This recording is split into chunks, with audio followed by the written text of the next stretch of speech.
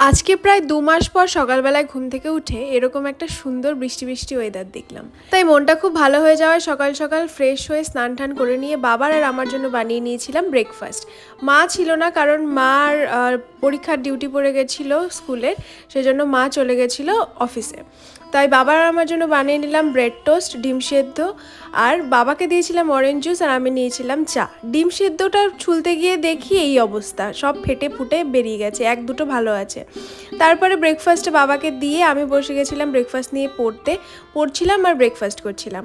তারপরে পড়তে পড়তে আমার মনে পড়ে যে আমি স্নান করার পর আজকে স্কিন কেয়ার হিসেবে কিছুই করিনি, তাই ফেস ওয়াশ দিয়ে মুখটা ভালো করে ধুয়ে নিয়ে আইস কিউবস লাগিয়ে মুখটাতে হালকা করে শুকিয়ে নিয়ে ময়শ্চারাইজার লাগিয়ে নিয়েছিলাম। আর যতক্ষণ মুখটা শোকাচ্ছিল ততক্ষণ খাচ্ছিলাম আমি এই ডেট বাইটসটা, যেটা আমি আগের দিন শর্টসে তোমাদের দেখিয়েছি যে আমি কি করে বানিয়েছি।